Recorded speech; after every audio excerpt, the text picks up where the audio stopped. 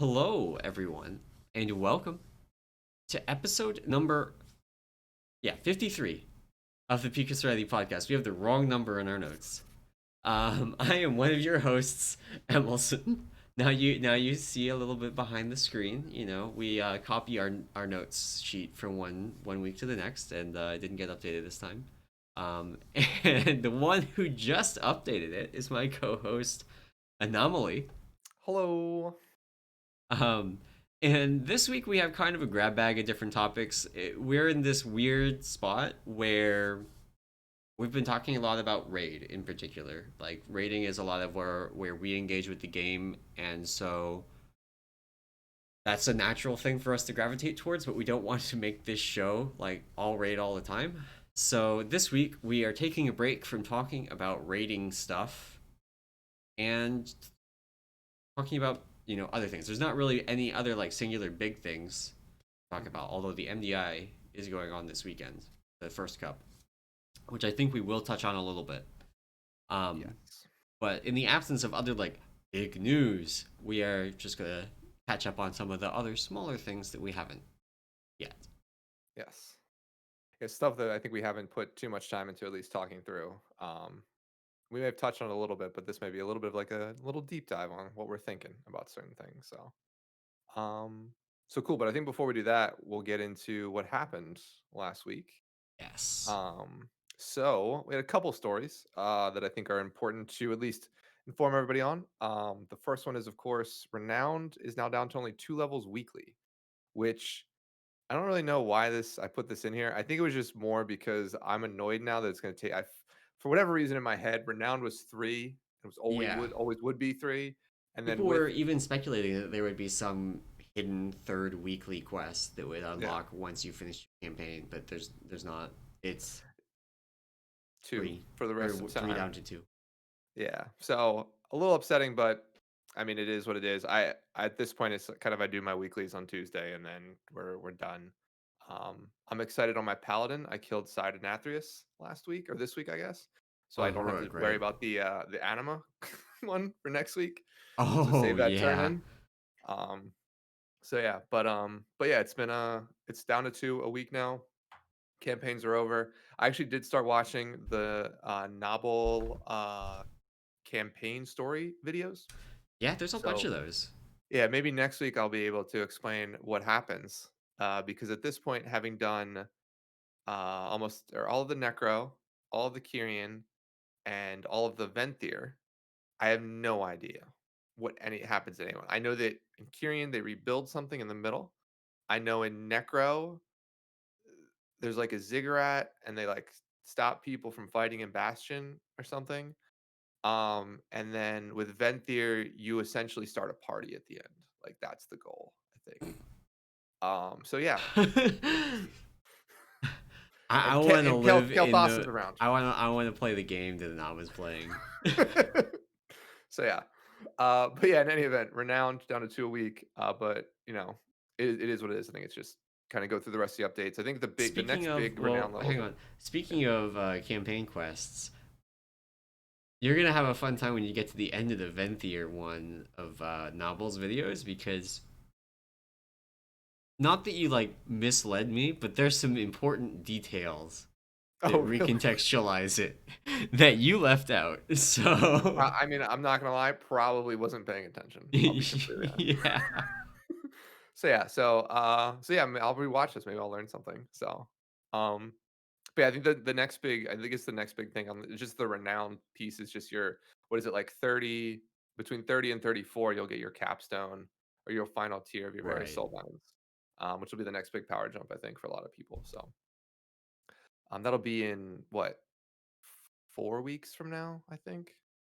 I forget. Be, So Renown 30 is 2 weeks from now. We are at oh, two. Renown 26 Okay, right now, so we go to 28 next week and 30 30 the the week weekend. after. Gotcha. I Um, think my next big one's at 34, so I still have a really, 4 weeks. I guess that depends on which soul bind you're looking Yeah, at. which soulbind? Yeah, so the Yeah. third one So for Nia for Night Fae gets her last row unlocked at Renown 30. So if you're gotcha. Night Fae, that's a huge power boost. Yeah, Whether you go the potency route and you take the interrupt one, or you go the endurance route and you take burrs. Either path is a big upgrade. Um, Nice. Nice. So yeah. So renowned. Slowly grinding it up. Next up is next story was PvP nerfs. So these are not live yet. They'll go live with resets, but bunch of classes got nerfed in PvP, which notably on this list, for good reason, is druids. yeah. So so Convoke is no longer going to be casting Full Moon or Feral Char or Feral Frenzy, sorry, when you are in combat with a player, which is great. Um, and then there's a So bunch of other nerfs too, but that's the big Mage got one. a couple of big ones. Well, Oh yeah, they're so they've got this conduit Infernal Cascade. Um, so while combustion is active, your fire blast grants you X% increased fire damage for 5 seconds, stacking up to 2 times. And this was a key part of, you know, their burstiness, yeah, along with a nerf to their uh, the legendary that gave them better barriers. So, yeah, um, but yeah, so the convoke the spirits nerf is interesting for a couple reasons. One, like full moon was obviously the biggest thing that people complained about because just like randomly dying to a full moon is a very easy to point at singular thing that is not fun. right. But at the same time, you can still totally get YOLO 360 one shot by 3-star surges coming out of it. God, dude, yes, yeah, So it doesn't. You will still see videos of people getting womboed by Convoke. yeah. Um, I guess that doesn't end. That is true. It does not end. but there will be a little bit less of the oh I got full mooned and now I die. Yeah, which will So help. They also reduced, just in general, the damage of DK's hunters and warlocks, or their pets. I'm sorry, or sorry, read that the wrong way. You basically can't blow the up their pets pets as are easily. are Yeah, harder to kill. yeah, which I guess is a Um, good thing because I know that I we had been focusing when I've done some arena work, focusing some of the warlock pets we saw, Yeah, particularly if because they you got can kill them away. pretty So, easily. I know yeah. I wasn't killing them, but when we played against warlocks while I was on my paladin, you can turn evil their dark glare, Oh, which I'm sure makes them very unhappy because yeah, their pet doesn't have a PvP trinket. yeah, exactly, exactly. So Um, so yeah, yeah. Then there's a couple of other ones I think are very interesting too. Dampening starts at 20% now if you have a tank or healer on your team in 2v2s, oh, which that's good. is honestly good, but also kind of annoying. Yeah, And then they nerfed Ward of Glory in PvP for paladins that are not holy. good. You know what? You know what I didn't like when I looked at the screen after I played, and if I played a ret, he had more Was to healing than see me. yourself losing and healing to the Yeah, ret. it was great. It was awesome to have that I mean, happen. So I was obviously playing ret wrong because I wasn't casting Wog enough outside of wings. yeah, yeah. No, it was. I mean, paladins in at least like the not. I mean, Oh yeah, paladin that's what I healers are did so playing good, but prop, but not as ret. I was trying to do damage, and obviously yeah, that was wrong. yeah. Just heal. It's Just easy. heal. Like hit Yeah, wings, do damage in the wings, and then heal everything. exactly, exactly. This is not a Um, PvP podcast. Do not trust our rating. Your rating to our advice. exactly. But yeah, so across the board, some nerfs that are coming in on Tuesday, which, I mean, people seemed okay with them. So at least the folks that I've talked to. Yeah, I So think one that a lot of people were surprised wasn't there was Windwalker. oh yeah, true. Because Windwalker is one that's also extremely good right now. Although I believe they had less representation in the AWC than Hmm. they do on the ladder. Yeah, So that might be part of why. yeah, true. Or I mean, they always say like these are always early changes too, so they could always add Windwalker Yeah. before Huh. Tuesday goes live. Windwalker Tuesday will wake up and it's like, damage reduced by 20% in Yeah, PvP. yeah. Don't do that, Blizzard. Just absolutely destroy them. It'd be great. Yeah. Um, cool. Yeah, so those are the PvP adjustments coming on Tuesday, which will be fun. To play around with. So next up we have sort of a not a sad post, but Lighty. who was the tank for the Golden Guardians team, previously Method NA, basically one of the top two teams in the world, right? Yeah. It's basically Echo's team and Golden Guardians at this point in terms of MDIs. Lighty, their tank, is actually quitting. So this was the last cup that he was going to participate in. Um, and basically, it while it's kind of sad, it's funny that the reason I brought this up is just the way that the reasons that they actually cited for, or Lighty cited for quitting, which is essentially like underlying like the lack of like prize money, which I think is one part of it, but also the commitment, right? Like this Yeah. is a commitment where, Lighty has to turn off his stream because they're not going to like leak strats before going in. It's a ton of time trying to optimize these routes that these teams spend. And then on top of that, like the prize money at the end is not huge. Yeah. So A lot of these teams that are competing for the top end are spending, the entire week of time trials just practicing those maps to get their time trials in, and the ones that want to compete in the cups after, or the like long term, are doing even more than that. It's yeah. it's a huge amount of time investment where they can't be streaming, Hmm. like you said, and yeah, prize money sucks. Yeah. I mean, that's Like that's it's the underlying real. problem is like Lighty talked a little bit about it where like he plays a ton of PoE. He's basically probably one of the best solo self-found hardcore players. Actually, he is the best because he's won, I think, the last like 4 leagues worth of like prize money, right? And he's like, I make more in like the 4 days that I play PoE than I would make in an entire like cup season of MDI. So I mean, ultimately, like you want to see people play what they're happy with playing, but like at the same time, like these guys, this is their job, right? So it's like go Yeah, where the money is at that point. So, yeah. but yeah, it sucks. I think JB has already said they've already got a new roster ready. Um, and we'll talk about this maybe a little bit, but Golden Guardians is actually out. They did not make top two in terms of the cup this weekend. I So saw that. yeah, they had a bad miss. We'll get into it. They had a bad miss, and then I really have missed that everyone was bad at. That dungeon is super buggy. And then yeah, they just went out. I forget who they played after that in the lowers, but yeah, they lost their lowers match. So Feels but yeah, bad. Lighty's done in MDI. Lighty's, I mean, I don't think he's done rating, so he'll still do like the limit, or sorry, yeah, the It limit stuff. somewhat ironically, that's actually a lower time commitment, Yeah, or at like least funnily like enough, it's a huge amount of time for a short window of time. Kind of like right, PoE, like when he's doing those hardcore races, that 4 days of the hardcore race or whatever. Like it's all that he's doing right, yeah, in that time. yeah, But and with afterward, he's free to do other things. yeah, I mean, yeah, the Whereas rating commit. Sorry, yeah, go ahead.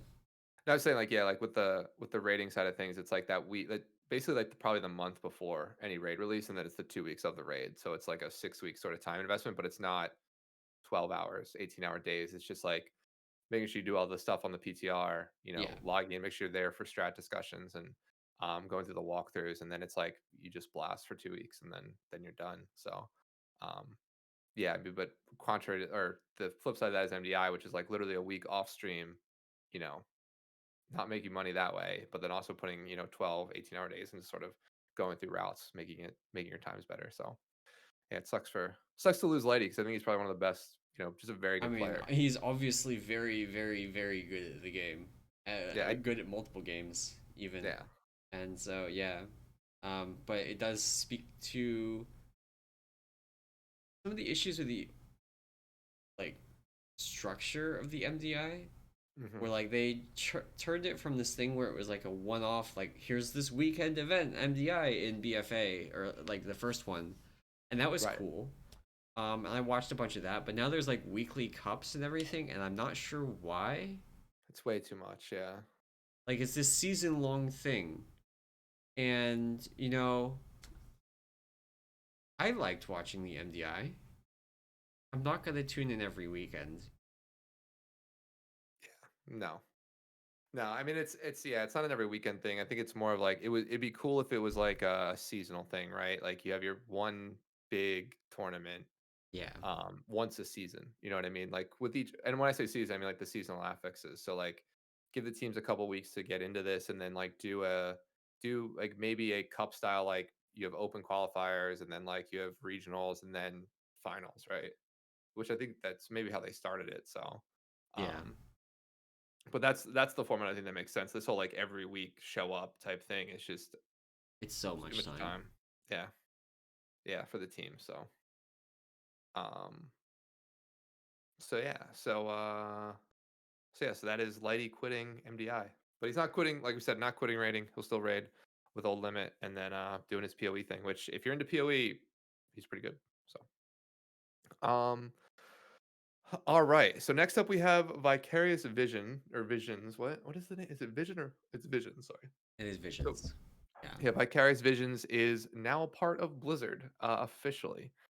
So if you guys aren't aware, Vicarious Visions was a one of the studios that Activision had purchased like years ago, like in the mid 2000s. They worked on a bunch of ports of main games. So a lot of times they would work on like the DS version of X game or like the Game Boy version of a certain series. They did all the Crash Bandicoot GBA versions. Um, so that sort of studio, more of a support studio versus like a headliner. Um, but what you probably most know them for is they did a lot of work on Destiny 2's Warmind uh, pack or expansion. They think they were the main developer there. I'm not much of When a Destiny player. Do you play?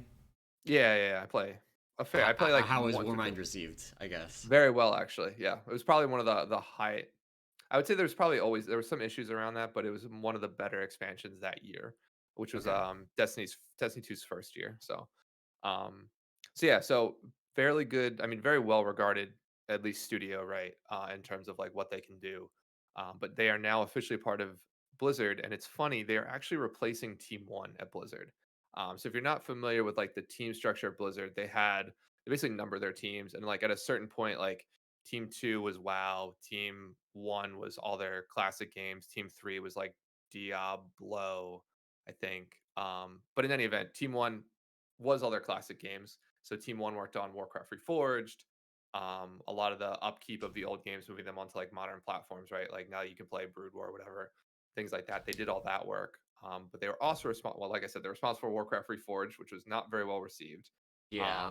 Um, and they had we previously, I had guess, we had one of our raiders that was a huge fan of Warcraft 3 and was like, when Warcraft 3 comes out or Reforged comes out, I'm gone. WoW's in a bad state. This was around the end of Eternal Palace. He was yeah, like, WoW's not in a great state. I'm gonna go play Warcraft 3 Reforged. And like literally the day after it came out, he was like, I regret everything. You guys have a raid spot. that's awesome. Yeah, I mean, I returned it. Like, I bought it, played it for like Yeah, 2 hours, he and was did like, too. "This is awful." So, yeah, and this team, I mean, after WoW Classic came out, primarily, the WoW Classic team, it was absorbed by them. So it was mostly working on WoW Classic.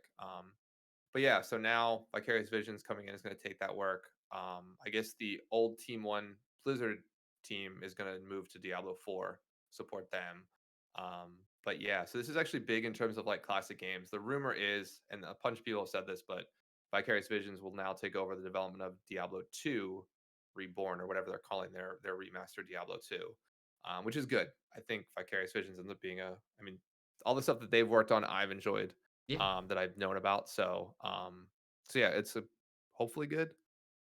But yeah, they're now officially no longer Vicarious Visions. I guess they're going to be Blizzard's, part of Blizzard. They're based in Albany, New York too. So it'll be interesting to see how that East Coast West Coast thing works with them. So cool. So that was fun news. Now we get into something that I am probably maybe the only person that is interested in this, but I Oh no, really love I this. read through this. Oh, you read the? I actually watched the thing. So sorry. Before we get too much ahead of ourselves, so basically one of the data not data science, one of the security engineers at Blizzard gave a presentation on a Splunk conference. So at a high level, I'm not going to get too much into it. Splunk is basically like a big old database. You put a bunch of data into it and you can run a bunch of really cool queries on that data. Does a bunch of correlation. It's interesting to see, like, you can just dump things into it, pull out interesting um facts or information and correlating data together. Um, at a 30,000 foot level, people actually know what Splunk is. They're probably like, you're an idiot, but generally speaking, that's what it does. Um, in any event, Blizzard used Splunk essentially to basically put all of the transaction data into it, and this From got auctions and mail yeah and trades, all like the entire like the ledger of the entire World of Warcraft economy across all servers, including stuff like guild bank transfers and everything. Mm-hmm. Yeah, Into in this. this. Yeah, Yeah, which ended up being like what? It was like over 100 trillion or a yeah, 100 million, sorry, like events. Um, Trying to correlate those together, it was like billions of gold being run through World of Warcraft today. I think they said like 21 billion gold is transferred throughout the entire ecosystem. But there's really some interesting tidbits of information from this. And I pulled out a couple just over on the top of my head, which was the biggest thing is like the difference between WoW Classic trading and WoW retail trading is like almost half of all transactions happen through trading an individual person in WoW Classic yeah. versus That like, does which not is happen. crazy. Which on retail it's like that, like it's not even 25%. It's like 70 over 75% of transactions are through the auction house, like not having to talk to anybody. Yeah, Um, which was interesting, some of the trending. And then he went on to basically talk about like how they built the system and things like that. But towards the end, he sort of talks about how they've identified fraud in the system, which is like they basically have all the transaction data, so they know how much an item generally sells for, and they can tell you what that item potentially will sell for in the future based on its trending data. And what they find is that gold sellers a lot of times will take innocuous items like linen cloth, and instead of selling it for like 30 silver a piece, they'll sell it for 100 gold a piece, and that'll be an outlier. And what they'll do is they'll see that certain individuals sell that gold or sell that item, but they'll also see like the same set of individuals also buy that item, and they can build basically like a spider map of like this person posts high cost items and these people around him or her buy those same items, and you sort of get clusters of where the actual gold sellers are, and then you can kind of follow the gold through the system. And that's how he said like they've been able to not sort of like you do like whack-a-mole with gold sellers, but actually be very targeted and say like this is how we find out people are moving gold or selling gold. yeah. um, It's which I actually find is really interesting. it's super fascinating. That's actually so stuff like that is part of what I did my PhD in. Yeah. Which the hard part for them is really getting the transaction data in a state that they can use it, which is why this Splunk is the database. He's presenting it at a conference for that database, and Hmm. so um, that makes sense. Yeah, But yeah, it's super cool. it was funny. They put some stats down where like the original incarnation of this just to basically query for one item and the price of it took 30 minutes the first time Damn. over the course of the database. And then like that was the minute you wanted to add any sort of variation, like one item plus something else, it timed out. Like it wouldn't, the query just wouldn't run. Yeah, Um, so it was a really interesting talk. So if you're into that sort of tech stuff, check it out. Icy Veins actually posted the article on it, but it's up on like the Splunk conference like website, like where they post all their talk. So yeah. Next time I do stuff with lots of Twitter data, I may take a look at that. yeah. So cool. So that is that interesting tech piece. And the final story that I pulled was just Radar.io did a story with Limit, some Limit guys, just interviewing them on the Race for World First. Really nothing too crazy was talked about, other than just I mean nothing really interesting. I mean other than like everybody hates Sludgefist, or sorry, everybody hates Everybody hates Stone Legion, Sludgefist. Or or yeah, not Stone yeah, Legion. Stone Legion. Sludgefist people liked because Sludgefist is the boss that was like very tightly tuned, but Yeah, it was correctly tuned and not loaded with bullshit. exactly. Yeah, everybody loves Sludge. Everyone hated Stonefist generals, and people basically said like if phase one of Denathrius was more interesting, Denathrius would end up being probably a top tier boss for them because two and three are really, really solid. Phases two and three, sorry. So, Yeah. um, They did comment on like things like Enerva oh not yeah, having like she's got mechanics, but the whole gimmick of the fight is the canisters, and on Mythic the play is to ignore the canisters because of yeah, the, the Mythic change. Like yeah, the Mythic change actually just reduces the complexity of the fight. yeah.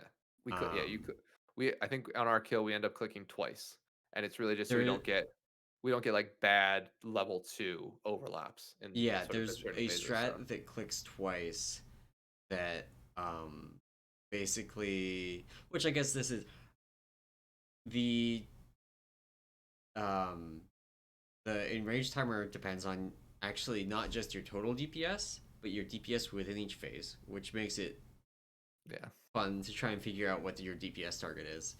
Um, but in general, clicking canisters reduces the DPS, the time you have, the range timer. Yeah. There is a way to do it that it increases it by a small amount.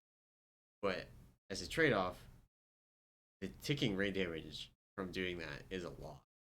Oh yeah. That Yeah. stuff hurts. So we started off with clicking it and then realized we had enough damage to just kill it without clicking anything and Oh, just did nice. that. Nice. Yeah. I think we did 2 clicks and on our kills. I don't know if we click anymore, but at least on our first kill we ended up clicking. So yeah, Yeah, that was that boss is full of bullshit though. I hate that boss. I love that boss and I hate that boss. But yeah. no raid stuff today. Yeah, yeah, no, no, yeah. So I mean, other than that interview was pretty interesting. But yeah, nothing too crazy. And I mean, also they just said solid raid, like top Yeah, sort of like tier raid, even I in think terms of all of like them put it in overall. like the 8 or 9 of 10 range, and if not for stuff like Stone Legion being horribly broken, Would um, have been would have been even better. yeah. So it was a good interview. Check it out. It's like THD Atlas Scoop. So I did like they threw a little bit of shade at Blizzard, um, and one of them said that this tier was better than any tier that they put out in BFA. I'm I curious, do didn't. you agree with that? Uh, so I actually really liked BOD.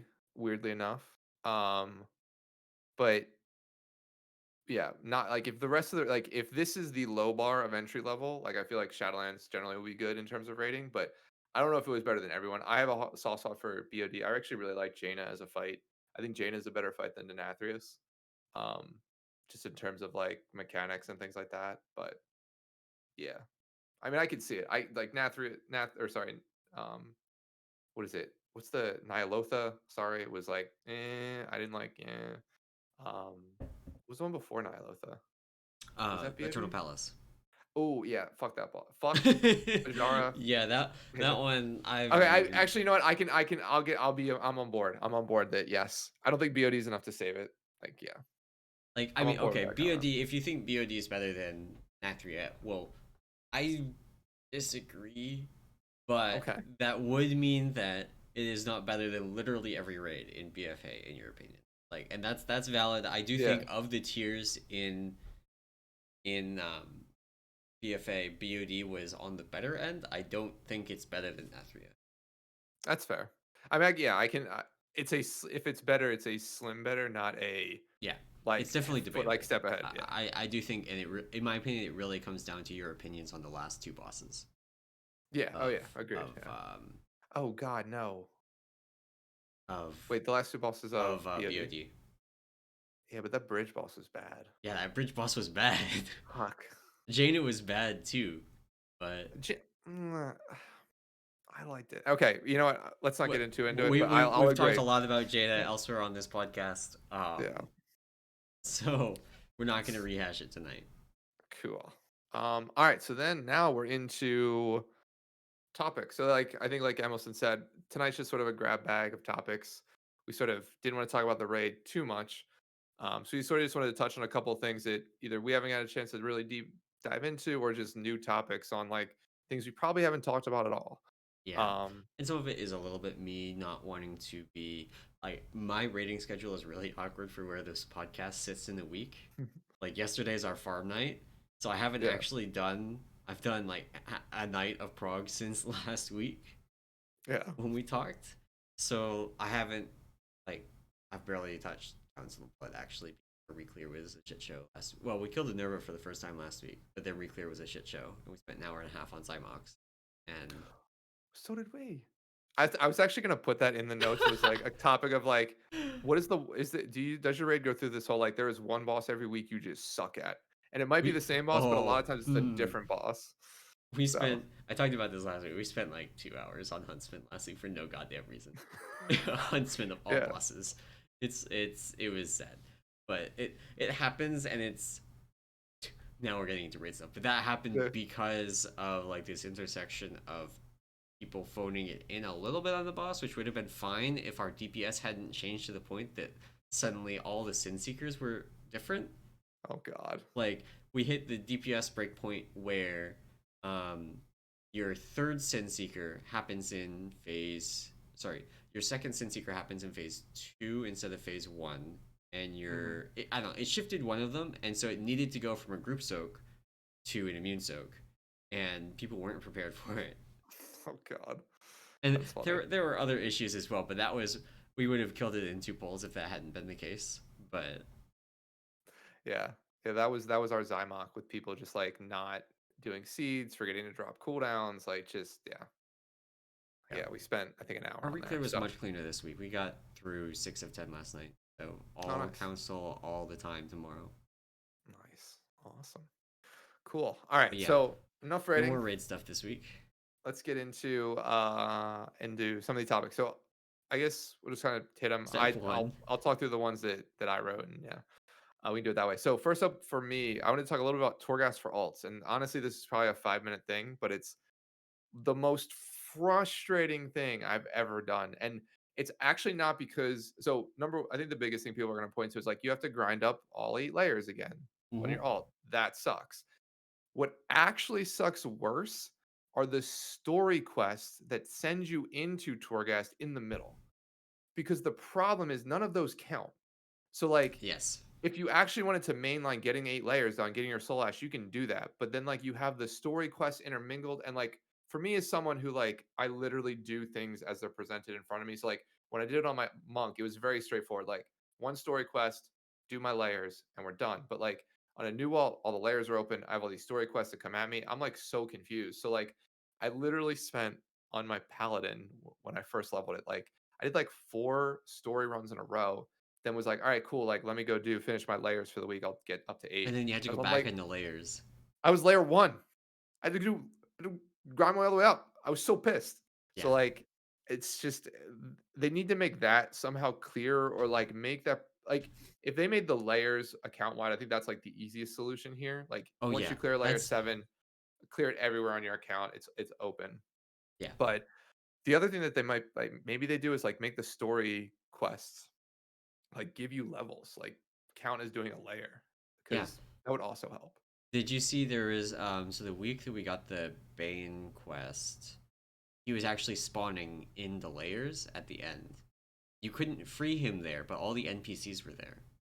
Oh, really? No, I But didn't notice that. the RP event didn't trigger. I don't know if it was just a bug and it happened to Hmm. me, or if it was a consistent thing. But it definitely happened, and like I was super confused when I got to the end of it, and like I have the story quest, but I definitely didn't go in the story version. Like this was a layer 8. What gives? That's so weird. They could do Yeah, it. The thing is that they want to make sure when people are doing their story ones that they can complete them, yeah. So it's and like I forcing guess it to it's be layer downgraded. 1 through the special thing, I guess, does that. Yeah, but it's so annoying and confusing in terms of like Yeah. as you level up, it's like great. I get to grind out my 6 Torghast or whatever, and then it's like, oh, lol, you actually have to do 12 now because you're an idiot and did all the story ones first. So, yeah, that Well, was the story super ones are frustrating. separate all the time. Like, Yeah, I know Emerson now, but like I don't like when I'm doing it, it's yeah, like no, it all in my sneaks up on head. you. Yeah. I have basically dropped my paladin now that we've killed Sun King. Hmm. I won't be playing it on any of the other fights for progression. I might play it as an alt afterwards, but for right now, I want to spend time on other things, and that means not doing Torghast, Yeah. not doing weekly keys or arenas or whatever on it. Yeah. I think I'm gonna cap Soul Ash on my paladin and be done for the weeklies with him. But I have a rank 4 on my paladin. I got the rank 4 of the haste legendary, and good enough. yeah. Yeah, but yeah, that's my Torghast topic, my little mini rant on Yeah, how that's awful it is. Torghast is one of those things where it's very clear that there is a pretty big disconnect between what the developers and designers thought they were producing and what the community actually thought they were getting. Yeah. And it's funny. So maybe we should spend a little bit more time, but I have been doing a bunch of the twisting corridors, right? So I Mhm. ground up. I finished. So I've been doing it with a friend. We basically spend like an hour on an off night and do a layer. So we just did layer 6 last night, and that's where the first time it actually got ridiculous Yeah. in terms of like it's it's I can't even put into words, but like mobs would just one shot me. Like it's not that like, oh, like I messed up and pulled too much. It's like I pulled one elite mob, And it killed you. hit it twice, and then it hit me for 90,000 damage. I Yeah. only had like 70,000 health, which is still like crazy in terms of the numbers, but it's like, so then luckily my buddy's a mage. So literally I would go in, stun it, do a little bit of damage, get a bunch of aggro, and then I just ran around and kited it and would taunt it if it Ooh, looked. that sounds like Mythic Plus. Yeah, so it's just that's not fun. Like, I get it Yeah. that Twisting Corridors is like a roguelike and maybe we got bad powers to start, but like a mob hitting me for 90k means I literally only pick up HP talents, right? Yeah. So that's I mean, that's that's yeah. one thing as well that hasn't translated at all, really, from actual roguelikes. Like, if you play a Yep. roguelike, damage is avoidable. Yeah. Oh yeah. And there's a bunch of stuff in Torghast that is avoidable damage. But then there's also the auto attacks that just fuck you up. Oh And yeah. those aren't. Like, those are not avoidable. And that's why stuff like Rogues and Warriors had such a bad time and still have a pretty bad time. Oh And yeah. Windwalker, too, I don't think it's correct, basically, ever to play Windwalker in Torghast. No. You should just I'm, play Brewmaster. I mean, dude, I don't know. Like these things are just crushing me. Like, Yeah. but yeah, I mean, yeah, maybe I'll try Brewmaster tonight if we do one. But yeah, I mean, that's the other side of it is like I think Torghast just is not like it's not like it's fun when you crush, which is what I thought I was getting. It's not fun when you literally have to pull one mob, kite it, pull the next mob, kite it, and they have like millions of hit points. Yeah. Like, uh, and the funny thing is that like I'm fine if that's the way a boss goes. I am not fine if that's the way trash goes. Yeah. Like the last boss we did, that's literally what I did. I was ringing. My friend was Noving 'cause he's a mage. Like I was stunning. Like when I could run in real quick, it was fun. Like that was interesting, right? Because it Yeah. was like You get I'm to not gonna focus on bring. the one thing. Yeah, like literally keep it on me and not let it touch me. Awesome. And I'm fine with a boss being like that. I'm not fine if I do that for every trash pull in a layer. Like that is honestly just Yeah. sucks. Like Yep. I mean, it's like the opposite of fun. I've So not done that much twisting corridors yet. Actually, I might do some more tonight now that I think about it. But yeah. so I'm only on layer 2 or 3. Hmm. Um, but I mean, I had one that went crazy the other way. You know, I ended up having no cooldown on Touch of Death by floor 3, Nice. and then my first power walking in the door was the AOE Touch of Death, Oh God, yes. and I just like everything that said max HP on it. I got to 500% increased HP from Fortifying Brew. Oh yeah, I got that talent too. Plus some of the Obleron Endurance and the Maret HP. And so um, I was not able to literally hit Fort Brew in one shot the final boss, but I ended up with multiple stacks of corrosive dosage as well. So I just sat there and spammed Vivify on myself and Neos out for like 30 seconds and then hit Fort Brew and touch of death the boss. Yeah, yeah. I mean, I think that if you're doing twisting corridors, that's the build on any sort of monk is Yeah, the touch of death build. Like and just stack. that's why I Sorry. say Brewmaster is always the way to go because Oh yeah, yeah, max HP stuff is all multipliers, that's and true. Brewmaster has a higher base. So Yeah, interesting. Maybe I'll do that tonight. But yeah, Torghast on alt sucks. Twisting corridors yeah, is like okay. I've been leveling a DK. Yeah, I will be very slowly working my way through Torghast and hoping that they do something about it before 9.1. yeah, yeah. I Because can there's tell no you way like I'm doing that on like 5 or 6 characters. yeah. I can tell you the only reason I got it done on my paladin was because my friends were also doing it on their alts. So like, Yeah. it made it better to do it with like 3 people suffering than Oh like yeah, yeah it's doing it by actually itself. I like Torghast as group content. Torghast is a lot of Yeah, fun to do with just like a couple random guildies. Like you don't have to think too hard about it because, and this is one of the things that's nice about Torghast in the group, and I've mentioned this before. Sometimes you get screwed on powers in Torghast, but Yes. when there's three of you, the odds of all three of you getting screwed are a lot lower. Yeah. Yeah. Makes it a little bit easier to swallow when you don't get the powers you need. So um yeah, that's it's not too bad. It's not too bad. Um cool. Any other Torghast stuff before we move on to the next topic? Uh, No. Cool.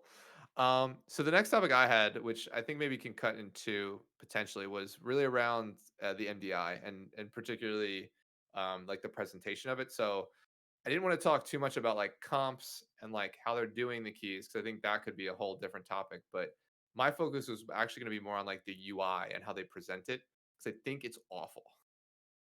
yeah, yeah.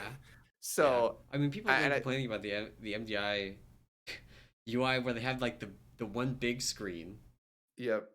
that's not even that big. It takes up like 40% of the screen space, Yeah. and one tiny screen that you can't see anything on. Yeah. So I'm fine with that. So like the idea is like I'm fine with like big screen, small screen, right? Maybe they Okay, can offset okay, it, right? Like I think that sort of view works. And they made a couple of changes today that I think make sense. But I think the problem is like the UI itself. So the way it's laid out for people who don't know is if you think of the UI is basically you have a main team playing, they'll focus on one player, that'll be the main screen.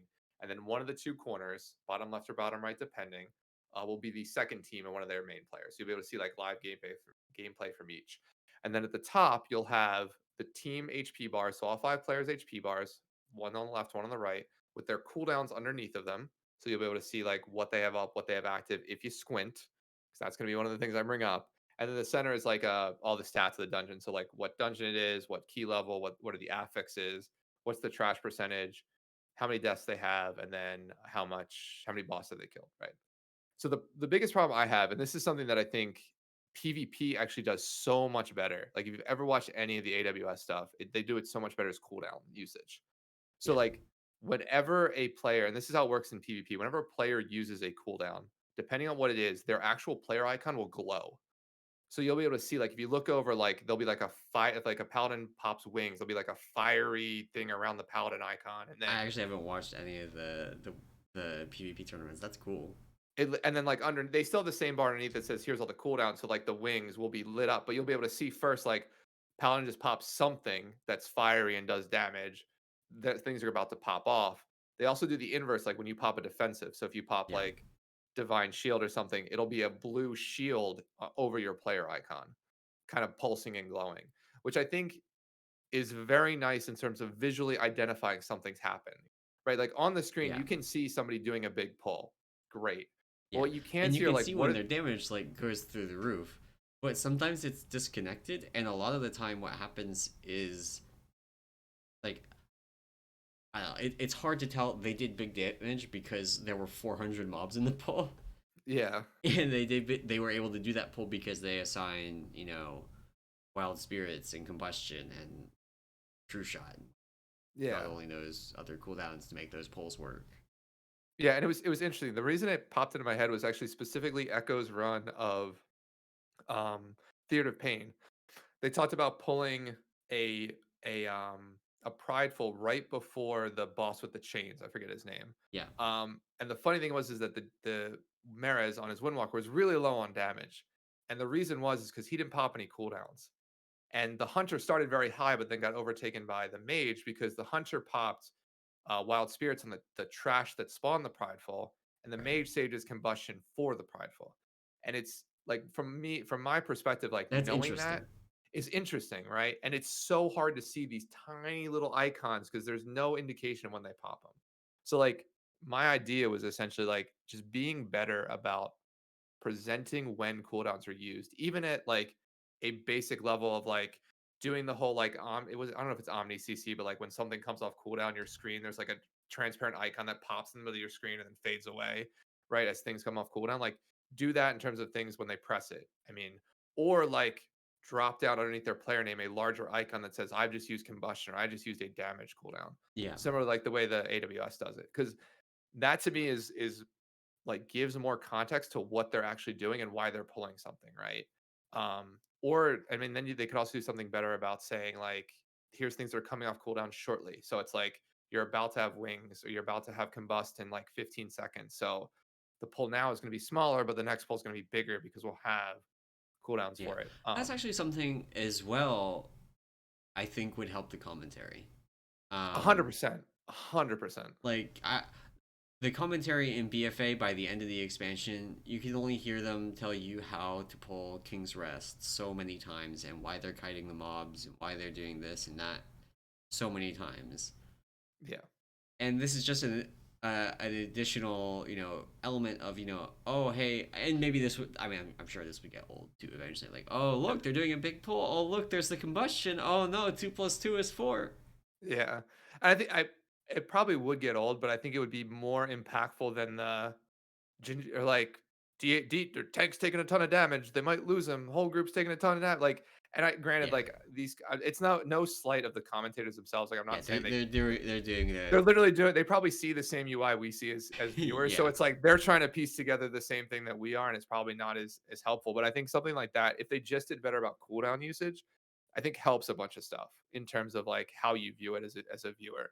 And even something like then my mind starts racing because now I'm like, dude, we could do this. Is like when they use a cooldown, like in the bottom left or right corner, wherever the other team isn't playing, it like pops it up like combustion. It gives like a quick little thing that's like plus damage or like increases damage. So like if you know nothing about WoW, or if you only play one class, you don't know everybody else's class's yeah, abilities, it gives you an idea of like combustion, more damage, get it on the same page, right? yeah, And it sort of maybe brings people in that way. yeah. But I mean, like combustion's maybe one of the worst examples of this because when the mage hits combustion, they literally light on fire. yeah, yeah. So it's a But slightly easier to see. then there's Yeah, stuff like Wild Spirits where they hit it and there's a blue effect on the ground for 2 seconds and then it goes away. Or yeah, True Shot where there's almost no animation, you know, yep, yeah. It's or very slight. Yeah, many a lot of these other things. Like if you've ever hit Zuin in a trash bag and just completely lost track of it, even if there's only like 7 or 8 mobs, some of them are pretty big, and right. Zuin will absolutely bury himself like in like behind one, in front of another, and inside a third, and be Yeah, completely invisible. yeah. And then I mean, and it would also extend to like defensives too, if you think about it, because a lot of defensives don't have the greatest animations, right? Yeah. Um, Yep. in That's terms of saying like make something. like knowing like when they're on. So yeah, that was my biggest thing with watching this was like how much better the arena series does this versus like MDI. And I don't know if they're two different teams or like the UI and like actual spectator portion of it is like not as up to par, right? Because they've been doing arena things forever. Like MDI is Yeah. fairly recent. So um but yeah, I was just thinking about like if they could make the UI better, just even if they made cooldowns easier to see, like it would ultimately, I think, help the overall viewer experience in terms of like understanding when things are happening. And in turn, like in my mind, I basically say the casters see the same things we do. So it's like maybe, I mean, hopefully it makes the casting better, right? Just the over like the voiceovers and stuff like that of what they do. So yeah. But yeah, that was my big point about MDI and Yeah. you know, is like the UI just needs to be better. So I did want to touch a little bit on the meta, both for the mhm. MDI and for the like live keys, because if you've actually, let me actually pull this up if I can, because it's very purple, very very purple. Very, very purple. Very purple.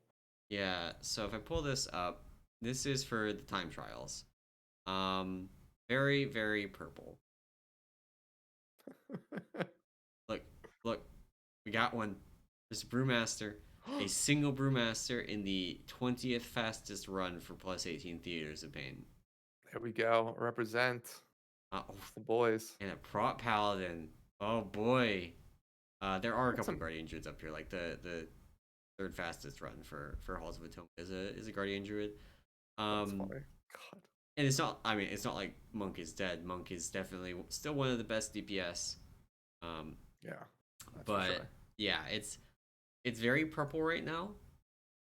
And Tettles this week posted a something on Wowhead Uh-huh. that went over all the different roles and like how the meta is shaping up on live keys more so than on MDI kind of keys. And um I don't know. It's an Yeah. interesting read. I'm not going to spend too much time on it because I mean, go read like I won't do it justice trying to explain the whole thing in like 30-second blurb on the podcast, but Yeah. um, he goes into a lot of the reasons why things are the way they are, and I do think it is interesting that he says something that you know I would not have agreed with at like prior to the beginning of the expansion, but I will 100% agree with now. The Brewmaster is definitely more of a glass cannon style of tank, which is wild because we still have Yeah. stagger, but the stagger Yeah. percent is lower. There's a lot more damage to this just ignoring it, and there's enough actual unavoidable raid damage now that Yeah. you can't just bring a healer that can just tunnel the tank. Oh yeah. Um, where like in BFA, in a lot of instances, you could completely stop outgoing raid damage. There was some random targeting stuff that still happened. It was kind of dumb, but uh, most pulls the raid damage could be stopped, and that meant that Yeah. the main thing you had to heal was the tank. Yeah. Yeah, I Which mean that wasn't interesting. I read through like I think half of it, really just the healer section. But it was funny yeah, that they basically they were like the healers are your flex covenant choices, which I right, thought was that too. interesting. Which makes sense because I think in terms of like I guess in terms of damage there is a pretty big variance with certain DPS classes. So Yeah, in terms of what covenant they've chosen. yeah, But and I mean tanks are almost mono Kyrian, like oh literally yeah. almost across the board. Everybody's Kyrian. Even like Brewmaster, you can make an argument for. I don't think in high keys you can make an argument to play anything in Brewmaster. High key, Yeah. because of how important actual cooldowns are to that. Having an actual cooldown that you can use to make a hard pull easier Yeah. is actually like so important. And then there's the things where like Night Fae you have to kite out of, and Bone Dust Brew actually still fine, totally reasonable, but Fleshcraft sucks ass. So Yeah. Yeah. Having the pot's nice. So um but yeah, I think it was yeah, interesting in terms of the meta. It's funny the comps pretty much were yeah, Vengeance, Disc, and then a combination of like Mage, DK, Hunter, Windwalker, yeah, basically in terms of like at least in the MDI comp. So um yeah. yeah. It was still I mean it was still fun. It was nice to see some of the stuff they were doing, some of the polls they were doing. Did you see But the Necrotic Wake snap? I did not actually get to see that. So Okay, I'll have to go so back and review. But um, what they do is they send a hunter or rogue up into the upper necropolis okay. with tricks or misdirection on the tank. Okay, the Mhm. tank is downstairs. Um, and they pull everything. And you might be Okay. wondering, okay, well, how does the hunter or rogue get back down? And the answer is they don't. They die. um, Gotcha. but it's okay because somewhat ironically of the new way snapping works in Shadowlands. So snapping in BFA, for those that remember it, um, you would jump or somehow get somewhere that mobs couldn't path to, and they would teleport to you. In many cases, like it varied from point to point and from dungeon to dungeon. Sometimes they would teleport you to them and instantly kill you. Sometimes they would Yeah. teleport to you and like instantly group up and be like this super giga death grip. Yep. Well, now there's this 8-second delay, and then they teleport to you, evade for a little bit, but also don't hit you, and then are attackable. So, 8 seconds later, they all start appearing, like popping in Oh my down where the gosh. tank is. They That's wait for hilarious. them to stop evading, and they hit the orb and the spear on them. And because they're all stacked, the spear damage is Oh nuts. my god, I didn't realize. Yeah. Holy shit. And they do the entire necropolis. And That's because they so snap them, cool. like there's like the annoying mobs that just like have this like throw disgusting whatever at you, Yeah. um, that are really a pain to move. They're all stacked. God, that's so cool. I didn't. Yeah, I didn't. I have to go back and see that. That's crazy. I did see the rogue with like Master Assassin when being in stealth and using the orb, which means like the orb will crit every time it pulses Oh based my on like god, I did not see yeah. that. Yeah, so like there are a couple pulls where like the rogue is literally doing like 5, 6 times the DPS of anybody else because literally they just stay in stealth, master assassin out. I don't know if it's an ability or like a passive based on like your first hit coming out of stealth, but they just use the orb in stealth and it starts pulsing at 100% crit rate. It's crazy. Yeah, It's ridiculous. So, um, but yeah, there's been that's interesting that's that sound wild. spot. Yeah. But yeah, the pulls still seem big. I'm not gonna lie. So I don't know, like AoE caps be damned. Like Yeah, I the mean, pulls seem very big. literally AoE caps be damned. Yeah. And night elves Windwalker, are huge. interesting that they're still in the running because they are AoE capped on basically everything. Yeah, it's crazy. Yeah, But I mean, you do have to single target some things sometimes. yeah, Boston and stuff. I mean, they skip a ton of pridefuls, which I find interesting too. Yeah, I Um, mean, I know Pridefuls are better than Reaping. Like Reaping was nothing. There was no upside to doing Reaping. Like it was all right. downside. Prideful at least like gives you this big damage buff, and I would say you will basically never see pugs skipping Pridefuls. No, you'll always use them for sure. But uh, they turns out still not time efficient to do a single target thing, even when it gives you a massive damage buff after it. Yeah, I did see one time where it was funny. It was uh, it was the two of the lower teams playing later today. They were Jin Spires, and they were basically going. They'd killed the third boss, spawned a prideful, and one team just night elfed it off and went up to kill the three mobs at the top before the final boss. And another team killed the prideful, rode it up, and then did the three mobs at the same time. And even though they lost about half the prideful buff on just that float up, they still killed those three mobs before the other team, which I find crazy because, like in other instances, right, skipping the prideful, like in everything that you had seen previously in MDI, most teams have been skipping pridefuls they didn't need, Yeah, but this team like literally spent the time, killed it, and was able to use that on those final three mobs, which the other team probably should have maybe thought about that, but yeah. I mean, those three mini bosses are scary. Okay. particularly if you pull them all at the same time, which is what they do. Yeah, I did that in a low key the first week because that's what we did on heroic Yeah, yeah, and Mythic Zero, and that was a mistake. yeah. I can only imagine. Can That only was a imagine. mistake. We died. Yeah, for Um, sure. Um, so cool. So yeah, that's MD. I don't know if you have any other quick tidbits, but change the UI, Blizzard, please. Like, yeah, make it easier to see cooldowns, and I think I'll be happy. So, so cool. So next up is probably another little mini rant from my side, which was on Anima collection rates. So, okay, look, it shouldn't cost 5,000 fucking Anima when I'm getting 35 a kill in Mythic Plus or on a yeah, raid boss. yeah. Like, it's just like it's honestly like I get it. They want this to be a gated thing. And to be fair, like I literally did not use souls because I was like, that's gonna be the thing that gates me. Like week one, I'm like getting tons of anima because I'm doing a bunch of world quests. It's been great. Um, I'm going to be gated by souls, which is fine, but I'll collect all this anima, have a huge storage, be perfect.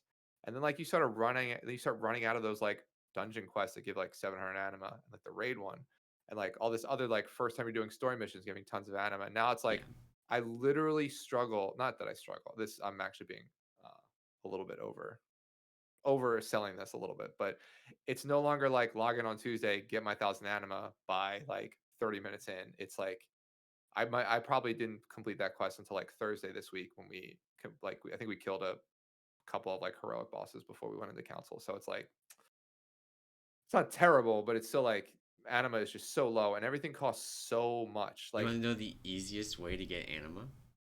oh god, how PvP is it? weekly. Is it PvP? It is PvP. There's a weekly every week. There's always two, one for unrated PvP and one for rated PvP. Yeah, Each of them gives 750 anima. god, The rated BG one, if it's up, two BG wins. Or that's all. it's 1500 honor. A Yeah, which win, is a rated battleground gives 1000 honor. A yeah, loss gives 400. So I'd say like 2 or 3, Yeah, yeah. As long as you get 1 win, it's like 2 or 3, yeah. yeah. That's funny. It's and the unrated one mostly a trap, I would say, because it can take a long time because it's unrated PvP. Yeah. But doing the the weekly one for arenas also not that much time for how much anima it gives. I get That's crazy. you get way more anima from doing that weekly than you do for doing raid. Like It's just so backward. Yeah, and it's just like everything costs so much. so this Like, is something I think is strange as well. Um there's the weekly dungeon quests.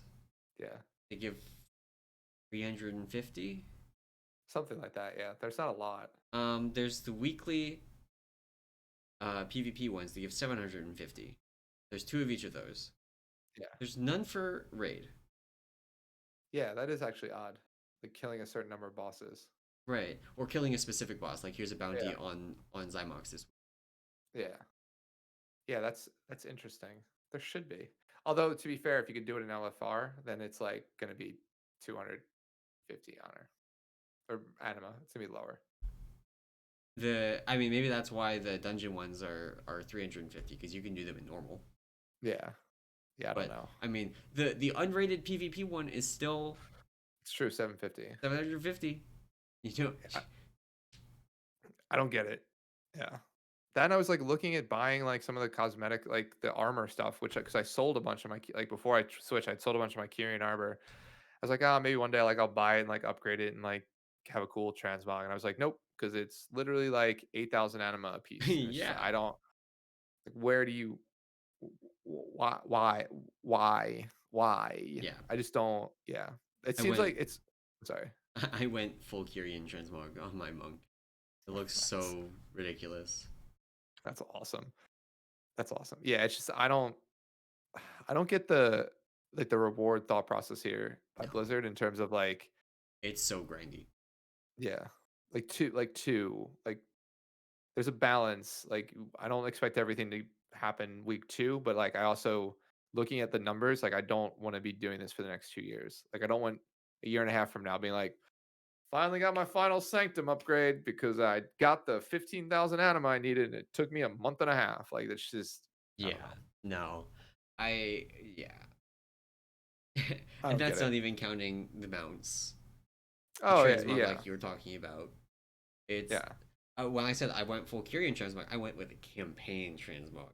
Get for free. Yeah. Oh yeah. I know Yeah. that. There is no way I spent anima on the other stuff. I don't remember if this was while we were recording or before we were recording, but I was talking about saving the anima items Oh yeah, before I think for before we started, yeah. for when I go back to Night Fae. So I got the rank 2 transport network for Kyrian and stopped. And I'm not even depositing anima because you don't That's need so to for the funny. weekly quest. Yeah, You just yeah. need to collect it. That's so funny. God.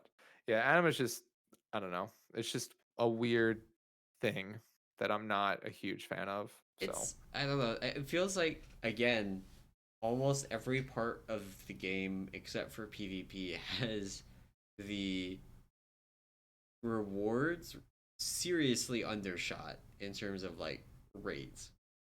yeah. I know, I'd agree there. Yeah, because I mean like 35 anima for like a mythic boss kill just seems like The worst like part, you get 35 anima for LFR boss kill too. Plus, yeah, you get which a is reward for completing the wing. I'm speechless because that's just stupid. Like it's just it does not make sense. Like I got more arc. What is it? What was the legion? What was the artifact? Not artifact knowledge. That was the increase, but it was like artifact Artifact power. power?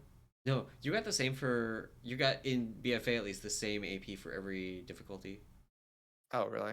Yeah, But it was it which was was it was also dumb. substantially more in terms of like the I mean, levels, right? no. All right. You want to know about the history of AP rewards from boss kills in BFA? Because I I don't. can. I actually don't remember. So maybe Okay, I'm thinking. so it started. I don't remember the actual number. I want to say like 75 AP for a boss kill Okay. weekly. Which if you remember the like amounts that you needed was absolute trash. You could clear Yeah. the entire instance and get not even a quarter single level on your neck at the very beginning of the tier.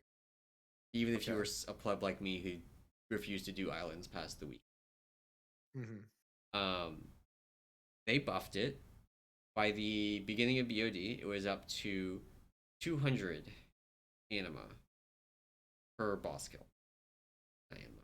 AP. Hmm. Um, that's still not a lot with where we were in the AP curve at the time, Right. but it was better, over double. It got buffed again in Eternal Palace to 300 AP. So at this point, we are at almost 5 times the initial amount of AP that we got from boss kills in patch 8.2. That's so yeah. That's So, so dumb. not the first time that they undershot it. And It's it was still the whole time you could get it from just doing, the normal version. And that's actually yeah. something that we did. We did a raid before, because we raid on the weekend. Yeah. Um, or the week before, I want to say Eternal Palace came out, we did full clears of BOD because it was still giving the full amount up until the new raid release. Oh, right, right. And then Yep, it yep. got nerfed because it was no longer current. Gotcha. Like we were doing that for extra AP.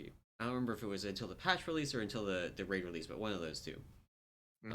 And yeah, It's just it's just funny that they make the same mistakes over and over again. Like not mistakes. Maybe they don't think it's a mistake, but it's just like it's I mean, it definitely feels bad. Like spending 40 minutes doing um a dungeon and hmm. getting 35 AP, like or anima. It's like I got less than one anima a minute Yeah. doing this Well, dungeon. I'm pretty sure you still get 35 anima from completing an arena match.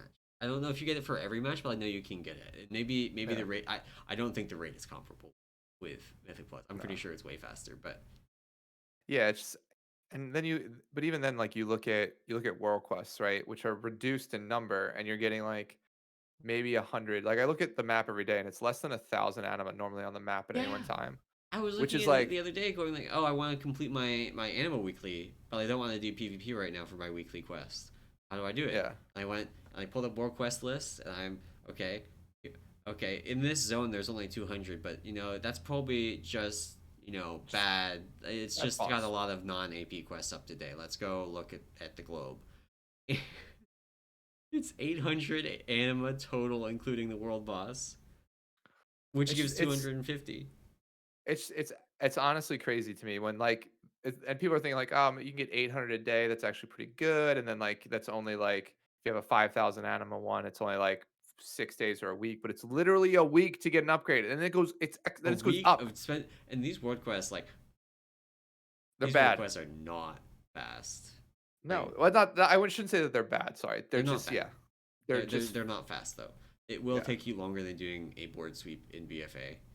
Um, not And as there's bad more now that quests we in are BFA. geared, but Yeah, yeah. I don't know. Um, It's sorry. This is my soapbox, but I dislike when this is sort of where games lose me, which is when like the reward structure does not meet the expectation of when you should get something, right? Like that is yeah, off here, where like the scale is off because like yes, I can grind. Yes, they want to make it a grind, but like ultimately, I look at all the anima that I need to collect if I want to max out my sanctum, and I'm looking at literally the next 12 to 18 months of doing this, barring them adding anything new, right? And then if I yeah, switch covenants, just add that, just literally add that on top of it. yeah. So Like I dumped 5k, more like 7k anima into my Kyrian Covenant that I'm not getting back. yeah, When I go back to it just, Night it just feels bad. Yeah, It feels bad for like a system that they want to be this cool flavor thing. There's not a lot of player power in this at all, if any, right? Like I don't think there's yeah. any, and it's so not fun to interact with. You know what I mean? Like it's just Yeah, like and so I have this on there as well. Actually, as our next topic, I think. yeah, All of the Covenant Sanctum things that you can do with your anima that aren't the transport network, basically, like aren't the transport network, aren't the mission table. You yeah, have your Night Fae have the garden. Tyrion have. You're gonna have to help me on that one, but then Venthyr has the Ember Court thing. Mm-hmm. Necro has abomination building. Um, Upgrading those costs Anima too. I haven't even like I haven't touched it on Kyrian because I'm not dumping any more Anima into it.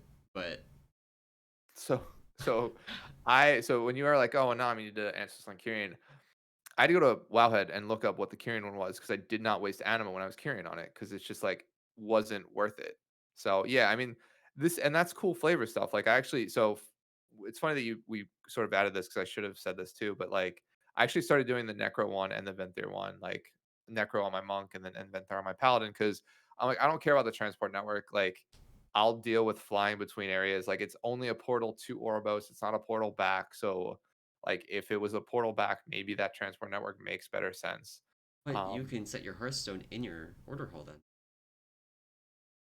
but as Necro, I have a Hearthstone that I can put in my order hall.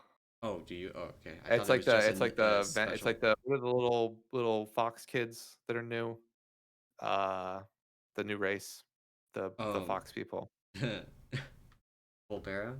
Volterra. And I was like, Yeah. I wanted to say Venthyr again, Fox but Kids. I had no clue what you were on about. the little fox people. That's what they are. So in any They're event, not. Okay. Okay. The small Volterra. foxes. Yes. Okay. Volpera has a camp option, so like Right. they can like so and like Necros have a very similar. They have a Hearthstone you can attune on Emini, one of the Soulbind. Yeah. That you can basically do the same thing. So that's what I do. But in any event, like these things are cool now that I've actually read about them. So like I went and I was like, huh, Emerson brought this up. I should understand what the Kieran one was because he's gonna ask me about it. And then I read the Kieran one. It's actually kind of cool. It's like a boss rush thing where like you fight a People series keep of saying bosses. it's like a boss rush thing, and I have no clue what a boss rush thing is. So okay. Do you remember in Mega Man when Yes. you got to the last when you got to Dr. Wily, but you didn't just fight Dr. Wily. There was a Right. stage ahead of him, and there was like 12 bosses. You basically Okay. not Yeah. 12, but you'd refight the bosses again that you'd already Yeah. previously defeated. You would fight one boss, and you'd fight the next boss, then you fight the next boss. Yeah. Yeah, yeah, and you'd finally get to Wily at the end. Very similar. So Okay. that's what a boss rush is essentially. So that's what the Kieran thing is, and then you get like Okay. you can buy upgrades with like items and like get yourself stronger when you're in there, so you can progress further, and hopefully live. So yes, that's what the Kieran thing is. But they're all actually pretty interesting. So like the Venthyr one is like a court thing. I just finished the intro and I'm collecting people to invite now. Yeah. So that seems fun. Little I flavor looked thing. at. There's just like so much flying around, and the Yeah. rank one of the transport network for Venthyr actually kind of has really awkwardly placed portals for doing anything in the zone. Like Yeah, kind of. They one don't. of them is Yeah. good for the campaign. One of them is very Yeah. good for the campaign quests. The other one is like off in Never Neverland, and Yeah. neither of them is anywhere close to either the dungeons or the raid. Yeah. That's fair. So I was like, I did the intro quest. I looked at the amount of like walking around I was going to have to do to get people to come to this stupid party, and It's not stupid. I was like, yeah, this is a problem for future me. After I I get my Covenant I transport liked it. network, I like mean yeah, I think it was cool. I haven't spent much with Necro, but I just started the bomb thing, which I think will be fun. You basically get to craft your own abomination, and it's like a companion that fights with you. And you put like different heads, and you collect different body parts throughout the world to like make it. So that's cool. The Night Fae one, I'm not Night Fae. I don't know if you did anything with it, but yeah. So the Night Fae one is really it's kind of like the farming stuff from Mop, where oh, you cool. plant your Yeah. crops and they grow and you get crafting mats from doing it. Hmm. And that's what this is, except that like at rank one, there's no mini game. All you do is you click a seed Oh, and you click one of the seeds in your bag to put there, and you wait 3 days. okay. So when you rank it up, apparently I haven't ranked it up because I switched to Kyrian. Right. Um, you get the ability to basically link seeds with other special seeds that like increase you can reduce the time it takes them to grow. You can increase the Oh. reward quality, and they stack in different ways. And um, You you know get what this none of reminds that me at of? rank one. Like rank one is literally just You put the seed in, you wait 3 days, you get some shitty fish from the That's reward funny. bag.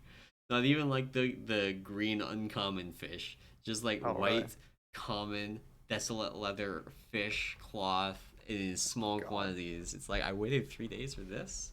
that's so funny. And that's another one where I went, I'm going to till I get the transport. Not Yeah. necessarily to rank 3, but at least compared to Venthyr, the Night Fae Transport Network gives you a portal right next to the other side. There's not a flight Oh, point really? there. Yeah. Well, that's nice. That's really Which cool. the Night Fae Transport Network is a little bit janky because you have to like walk into a mushroom circle, and then there's an Hmm. extra action button that appears after a couple of seconds, and then you use that. So it's a little bit Okay. annoying to use, as opposed to Hmm. like the Venthyr one where you just walk in a mirror and appear at Yeah, the yeah. other Welcome to side. Maria. Um, or the Kyrian one, which is literally just a flight path.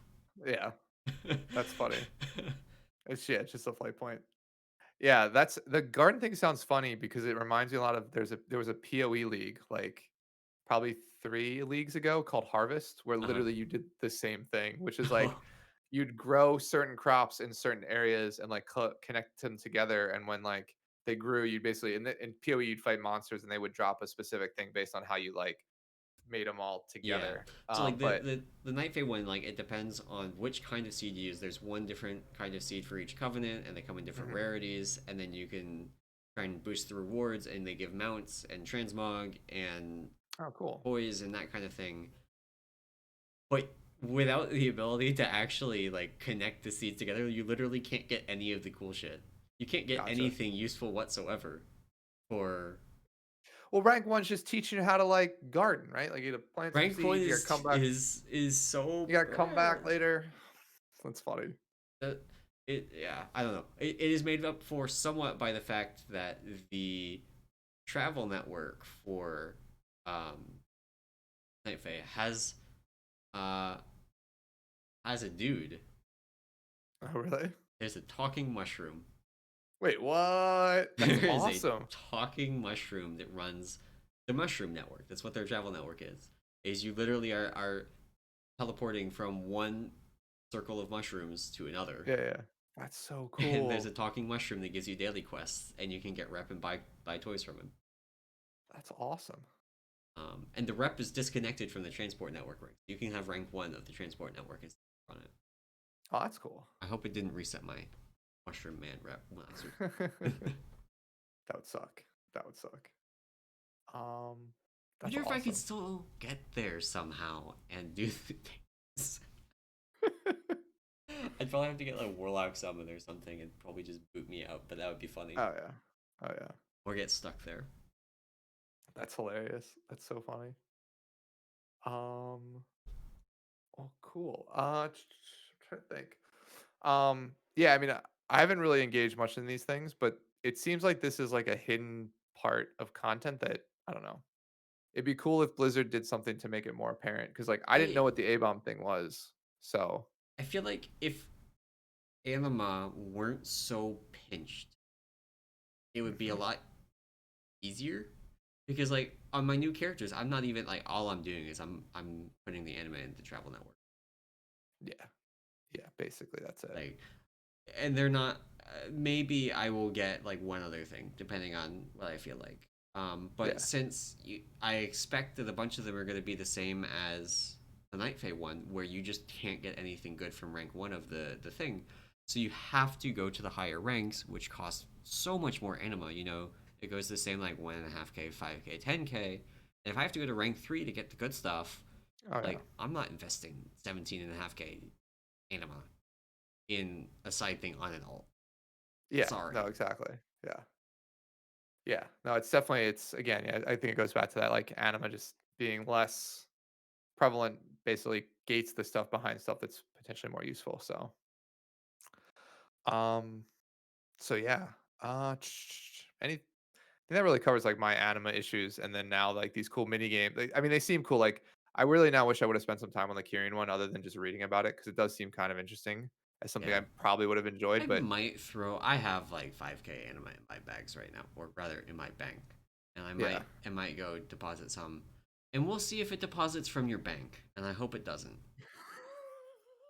Um, Might want to check that before Wait, you can you sort of. deposit? Can you like right click individual items and deposit them? I don't think so. I think you literally there's just that I'm button at gonna the go find bottom. out. I'm going to go find out, and I'll report back next week. That's funny. That's funny. But before we do that, is it time for your favorite part of the show I think I think it is. I think it's time for questions and and answers? answers. Yes. So as always, my favorite part of the show, we will answer your questions. Emilson and I. You can send them in. You can tweet at us. You can yell at us in Pika Serenity Discord.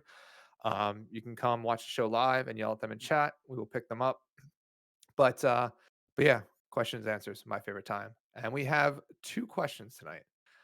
So the first one comes from Squee557. Very easy name. Nailed it. Um, and Squee asks, what sort of monk tier set bonuses for each spec would you like to see if Blizzard adds set bonuses back? Whew, it's an open-ended question. That is Um, an open-ended question. I did not honestly do much thinking about this in terms of like what bonuses I would like to see. And maybe in terms of even Mistweaver or any of the other ones. But from a general design standpoint, I want to see a set bonus that has some sort of impact on the way I play my class. I think those have always been the more interesting set bonuses in terms of what Blizzard has sort of put in, right? So, in terms of like today as a Mistweaver, right? Like I potentially would want to see something that's see, we already have some legendaries that cover some set bonuses I would have liked to see, but Yeah, I mean some I mean something that sort of not fundamentally changes gameplay, but or like changes the way you might use a specific spell, right? Like in terms of like potentially doing something with Essence Font from a Mistweaver perspective, make it less about, the hots or like spreading that and make it more of like even like a focused heal, which we don't need more of, but it would be interesting to see what they might do with something like that. Um, or, I don't know, give us eminence, or just how about a set bonus gives us chi? Like, that would I'd be be a cool with that. wild set bonus. I'd be fine with that. Like you don't call it chi though. Like be like you summon stacks of a mist, and then you can use that stacks to empower an ability like uplift. You But get we'll call it missed like balls. yeah, like yeah, mist balls spawn around you. Okay, if you do that, Blizzard, I swear to God, I'll quit. All right, if you give They us made a fucking healing legendary for spheres, Brewmaster named Charred Passions. I know, but I'm just saying if they give us healing spheres as a set bonus, they call it mist balls, whatever they call it. If it's healing spheres, I'm quitting. Swear to God, literally died on this hill for months over beta, and you couldn't give us healing spheres. But don't do that on us. Actually, to be fair, if they give us healing spheres on a set bonus, I'd love it. I'd actually just play my monk. It'd be terrible, but I'd love it. Um, but yeah, I don't know. I generally don't have a really good idea of what I'd want to see at this point. Just because I haven't really thought about it. But I think like set bonuses that change the way you look at a spell or play with a spell, I think are always the more interesting ones. So I think it would be cool for Brewmaster. Well, less cool. I think about the part of Brewmaster that they're frustrating and feel bad right now, and one of them is Celestial Brew having such a long cooldown for how long the shield lasts. Like the shield yeah, does not last very long. Um, I would love to see something that a two piece that attaches brew cooldown reduction to one of our spells that doesn't have it right now. hmm Maybe one. We actually are using a lot of spells right now rotationally, especially if you're using Charred Passions. You use Spinning Crane Kick rotationally, as well as Blackout Kick, Breath of Fire, Tiger Palm, and Keg Smash, and your rotational brews. So it's like actually a fair few buttons. oh, Um, wow, okay, there's not one that they could really tack it on, like tack an extra button on, but they could put it on, Blackout Kick, or hmm I don't know, give us a mini Blackout combo where if you go Blackout Kick into Tiger Palm, it does double brew reduction or that'd be something like cool. that. Yeah, yeah, yeah. And then as like a four piece, you know, I don't know, make Celestial Brew cooldown lower or benefit more from brew cooldown reduction, something like that, so that we get more frequent Celestial Brews because that's Yeah. like we have Celestial Brew and it's great and it's very infrequent and also take it off the GC. Oh my god. Um, but like we have a legendary right now that does actively change the way we play. Charred Passions is actually like a pretty substantial rotational change because of the introduction of spinning crane kick and Yeah. the wonkiness of spinning crane kick being like a 1.5 second channel on a class with a 1 second GCD. Um, Meaning that you can't just like hit spinning crane kick back to back. You have to like Yeah. always spinning crane kick then something else, and that adds enough by itself that there's some interesting stuff going on. So I don't know that they can do more, and if they did more, I would probably want it to be something that didn't synergize with Charred Passions, just so that it could push in a different direction. Gotcha. No, that makes sense. That makes sense. Yeah. Or if it did, like, don't make it something that plays poorly along with Charred Passions. Yeah. Don't make it something where it's like, you know, makes you want to cast Tire Pump, but really only works while you're using Charred Passions or something like that. Yeah. Yeah, that would suck. And that's the funny thing is, yeah, some of the legendaries sort of took the spots of stuff I'd want to see as set bonuses anyway. So, um, I'm trying to think like maybe Windwalker would be like get rid of SEF and replace it with Something to just like, make Serenity good again.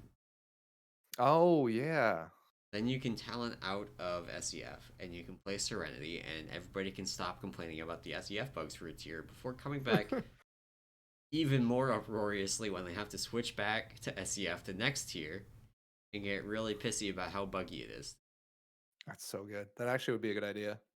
I like that plan. So we're gonna buff SEF. We're gonna Mistweavers, Healing Spheres, and we're gonna Brewmaster some cool ability that makes them probably the best spec again for monks to play and potentially the best tank in the game. So Um, it's par for I the mean, course. I think it sounds like Mistweaver is really getting the short end of the stick there. Yeah. Oh yeah. No. Yeah. That's. I mean, par for the course. I feel like with this whole I mean, class maybe we just make archetype, each of the healing spheres a lay on hands and like. people would actively avoid them still. So I had a hunter yell at me earlier today for walking out of their wild spirits. that's so good. Yeah. I don't. If they ever give us healing spheres, fucking kill them. Hey, thanks for Not the actually. I just be follow. very upset. I'd quit the game.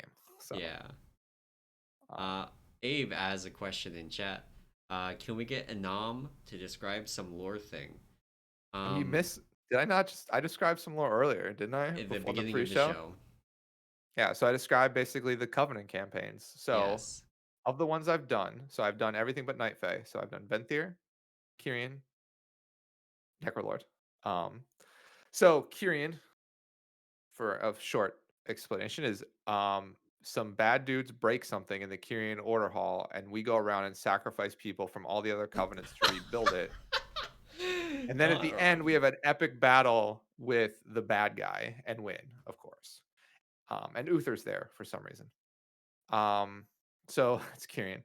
Necrolord is there's some bad Necrolord bros who are attacking Bastion, and we go and stop them, and then we come back, and we get a ziggurat to ride around in. Cool. Nice.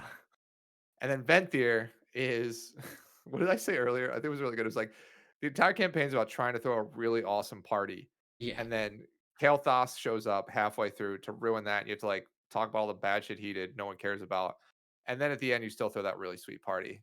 But you were mentioning like I missed something because like I thought it Yeah. just ended. I thought it just You said we ended. killed Kel'Thuzad. Yeah, didn't we?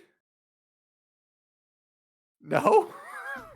Wait, but I'm pretty sure he was there, He was there. He was totally there. but we didn't kill him. I so I want to say We that ki- we killed him. We killed him. he's not dead. We fought him. He's a Just lich, Anam. we're we're in the shadow. He has nowhere to go. Literally nowhere to go. You die I here. don't even know if we actually killed him or if he did the I like I run away thing I at the end of it. honestly I have don't no remember. idea. I But I have no remember idea. doing it and I was like, wow, he left out some important details. Oh, really? I'll have to rewatch the noble thing like I was I'm talking gonna about. have to go and watch the last novel Venti video now, Yeah. uh, to figure out what really happened with Kel'Thuzad.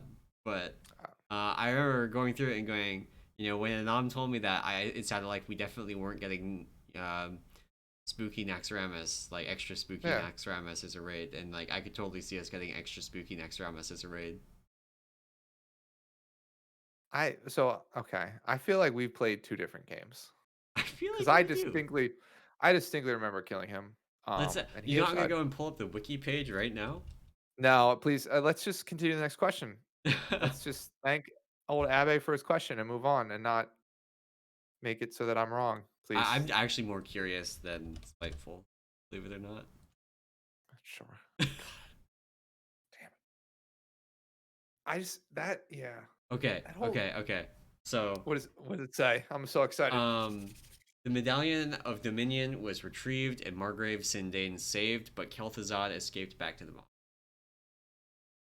So he did yoink himself out of the necropolis. Wait, there was a Morgraine there? No, Margrave. Oh, Margrave. Okay, okay. I Yeah, was like, whew. yeah. Um, wait, who was that? The other lich that was like tied up. Okay, we'll just okay. That, like, I mean, as a Venthyr, it was like, who's this? Okay. Okay, yeah, I Apparently, don't like, remember. Kel'Thuzad had like food the House of Rituals and had the apparently without killing the existing Margrave, because that makes sense. That's weird. They just left Oh, them all tied up for us to untie. Like, who does that? is Margrave the woman you meet like halfway through and eat Margrave dinner is the with? title for the head of the house. Oh, So Margrave Sindane is the lich that was in charge of the House of Rituals. who's the people you go eat dinner with? Do you remember in the Venthyr campaign? Like you go to their crib and eat a meal with them. Um, the You go through like a yeah, blood mirror and like show yeah, up. the oh, I don't You, s- remember. I know who yeah, you're talking about though. you say I'm bad at lore. I remember eating the dinner. I know as much as you do. You don't remember the name either. That's true. Actually, that's fair. Okay. Enough lore. I can't handle it. Maybe It's that's okay. so you know what I might do next week? Maybe for next week we'll talk about this, but maybe next week is like a lore episode where like I Oh will yeah, actually I watch love what it. happens and be like, I think about this. We'll watch it together and then I'll be like, this is what I thought happened and this is what actually happened. We'll have to. I'll have to figure out some tech issues with getting the audio for that on the Oh, that'd be audio pretty version cool. of the podcast. But yeah, we will. We should do something like that. That'd be pretty good. All right, cool. All right, well, Abe, thank you for the question. And Squee557, thank you for your question earlier. And we have one final question tonight. Comes from Kate. Kate always asks the best ones. So Kate asks, if you could be a steward, which one would you be and why? You want to go first here, Hamilton? I only realized after the actual like campaign that the Mm-hmm. one you pick is the one that becomes your steward. So I Mm-hmm. lucked out and got the one with the flute. I got Ipa, but I don't know what any of the other ones are. Okay, cool. I didn't realize you could change them. I only thought there was I one. So which one do you I have? would be the IPA one because I also got the fluke guy. Actually, I lied. I did know. So I knew there not were that I didn't know that. multiple. I know now there were multiple. I found out after I got through that part of the quest, but it was like, oh well, I just thought they were all the same. Yeah, I mean, so if you could be a steer, which one would you be and why? It actually probably would not be IPA, although IPA and the flute is pretty cool. I would actually be, and I'm literally, you'll see my eyes moving because I'm reading about these people as we talk. I would be Bumos. Okay, Uh, Bumos is the big dude with the hammer, okay. but Is that so you Bumos can is a say hammer time? no. It gets better. Bumos is a baker at heart, and he loves to bake, and he always has a slice of cake or two ready for you. Is the description of him. So I would be Bumos because I love baking and I love cake. Does he give you a food buff with that? I don't know. That's literally the description that they put Okay, in like the okay, Meet the okay. Covenants page on Wowhead or on the WoW website. I don't know what he does. All I know is that if he loves cake, sounds like the guy for me. Yeah. So, I'm pretty happy with IPA, you know. The I mean, flute's Ip and pretty the good. flute's cool, but like, I don't know. So here's the thing: it is cool when the flute is played for you. Less cool when you're the one playing the flute. That's all I'm gonna I say. guess that's And fair. this question was, who would you be? So Yes. I would like to be a dude who swings a hammer and bakes a lot of cake. That sounds like a great life. But just so you guys are aware, there's other ones that they said. So Pico also plays a clarinet, another winded instrument. Um, and Farah is essentially a fighter. She just wants to fight everyone. She wields a huge hammer, apparently. So, Like Bumos, but without the cake. well, Buma's got like a little hammer, I think, and like Oh. hers is like big. Or maybe I So mix up the pictures, but maybe so like Bumos is like a carpenter yeah, and yeah, like he's like, and yeah, also a baker. yeah, And jack of all trades. Farah is a like sledgehammer enthusiast and also presumably flies and shoots rockets. Probably. Wait, what? Why You would she flash you? it's an Overwatch reference. Oh, Farah. Yeah, no. It's not like fat. No, it's F, not a PH. Yeah, It's the I not, figured, yeah. but Yeah, F is the grounded version. F doesn't have wings or flies. Just the PH. That's the flyer. Because flying, well, shit. well, I Flying mean does they're not start with owls, they have PH. wings. Yeah, but they're Can like stewards fly? They can't, they're like right? so fuck. There's no way. They're like penguins. They're the Yeah, penguins of they're the flightless birds Shadowlands. that happen to also Yeah. be able to talk. Yeah, they're flightless owls. You've seen those. Those are real. Maybe. But yeah, I would probably be Bumos. Bumos? Bumos? I believe I'm probably mispronouncing this name. Um, I can't read it, so you're definitely getting it right. awesome. You'd be Ipa. Gosh. And of course, Abby be Ipa. All he wants to do is play the flute. So, I think Kate, that's your answer. Hopefully that was enjoyable. As you can tell, both Emerson and I really don't know much about the Well, like, companions. I went in planning to be Night Fae, not Kyrian, so I didn't really pay that much attention to it. Yeah, and I don't. I mean, it wasn't a max level thing, so I didn't pay any attention to it. I mean, yeah, Right? you Like it just hit was. Azeroth Autopilot. So Yeah, I just I clicked hate through. that. That add-on is so dumb. I don't like it. Like, I Okay. everybody, you know, play the game in your own way, have fun how you want to have fun, but like if people are just gonna use that, I don't know. Wow, Blizzard should actually just sell level 60 boosts the day the expansion releases, or like Y- when the race to level 60 completes, like turn on level 60 boosts. Yeah. I Like mean, it's it's if you're it's leveling with AP, awesome. you're not playing a game. You're like clicking repeatedly until you hit 60 and start playing the game you actually want to be playing. Y- Yeah, but like, yeah. I mean, I get that, but it's also like really nice to just zone Again, it's out and convenient. like. Yeah. But like, so here's how I use AP. I don't use it because I just want to skip everything. Because I'm fine with leveling. Like I'm fine with that process. But what I want to do is I literally just want to watch bars go up with the least amount of mental effort it like input into it. Yeah, So like if okay. I can literally just like This essentially is go why on we go to Anom autopilot. for lore questions.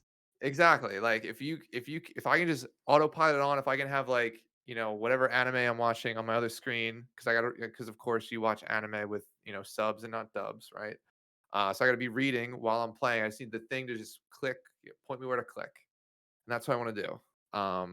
So yeah, that's why I use it. But I would agree that like, I mean, to be fair, if they sold level 60 boosts the day of, I would just wait and buy them because,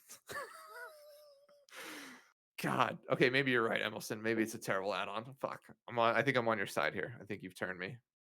I was having a discussion with to go on yet another tangent Nice. with people in guild after raid last night about how bad weak auras is for raiding. Oh yeah. Where like weak auras is a phenomenal add-on, and I think there's from a like academic research perspective, there's so many cool little social things with it of how Oh people yeah. interact using it and build tools and share the tools and like all of that's really cool. but also we have fights like Ajara that are literally not doable without weak auras. You cannot do the intermission on Mythic without weak auras. There is Yeah. no way. And Yeah. that should never happen, but it happened, and the boss was still killed in a regular amount of time because weak auras exists. Yeah. And these kind of complexity bloated fights that literally are undoable without tool assistance, like it's just it is allowing them to get away with really shoddy designs on some of the bosses. Some bosses are great. Some bosses you can tell that the level of complexity that we're getting on these bosses is only because of the presence of weak auras. And Yeah. like other add-ons, to an extent, the top guilds right now have dedicated add-on developers, so Which is that great. Like on payroll. Like on payroll they're getting that's the crazy paid. thing to me is like it's not just like, oh hey, like you'll take me to a mythic kill after we're done and I'll get paid like that's my payment, right? It's like they literally get paid for their work, which is awesome, Yeah, but also crazy. yeah. Like at the same time, also absolutely nuts. Like that's where we're at I, in I terms of think like I think mythic rating in particular would be in a much healthier place if way back in 2006, when WoW was young, they had put their foot down and said no more add-ons. They would yeah. have actually, for one thing, had to fix their UI. I don't know if you ever tried to heal using the base UI frames, but it uh, sucks. and like they've made improvements. I think they have threat plates basically baseline now. Um, I have no idea. I've not but used the base UI in years, so the it's like I don't know. The game is not, you cannot mythic raid out of the box. You need other things. You need at a yeah. minimum weak auras. Yeah, and I mean I think to be fair, like I think you could still have a lot of the same mechanics. The timings would be different though. Yeah. I mean, the So other if thing you, too, like bigwigs, DVM. If these things didn't exist, nobody would raid. Nobody would be able to kill. uh Like yeah, I think I so there'd bosses be would way be around. so annoying. I mean, you'd have to basically you'd literally have somebody that have to know all the timers and call timers. Like that's what you'd end up having to do.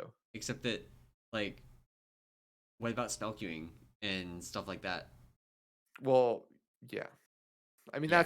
that's where you get into like the issue of like, yeah, And with spell I queues and mean, stuff like that. at some level, like my point of comparison was Final Fantasy, which doesn't have some of these things, but then at the same time does have external add-ons that will read game memory to read the log as it's Oh, being Jesus. written, and basically do DPM bigwigs kind of things. And they have actually, at this point, they basically have weak auras, but more powerful than weak auras because it's not restrained by the game in any way.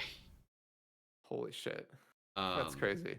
but it can't interact with the game. Yeah. It can only, but yeah, it's so. But the complexity of building that stuff is high enough that like the world first kind of people still use it, Yeah. but everybody else, like, everything is telegraphed. You can play the game without needing all of that stuff, Yeah. and that's a much better place for the game to be, in my opinion. But yeah, like Yeah. stuff like Azeroth Autopilot, weak auras. I think WoW would have been better if they had just not not allowed UI Yeah. add-ons. Yeah, it would have been I will tell you it would have been tough for me to keep playing because like I'm very much like the visual like very much visual in terms of like I want to play something that has a good UI. Like I'm very Yeah, much more like form not what is it? Is it form over function? Like I very much would rather look at something that looks good but is like terrible in terms of the way it operates versus yeah, something that's like perfect in terms of gameplay but looks terrible, right? Like yeah. I probably skew towards the pretty things you could say, right? And I mean, Um WoW's UI base is pretty. It's a very particular kind of pretty, and if it's not your aesthetic, I mean, yeah. unfortunate. Um, but the base UI is perfectly functional for like leveling and doing molten core, Yeah. which is not saying much.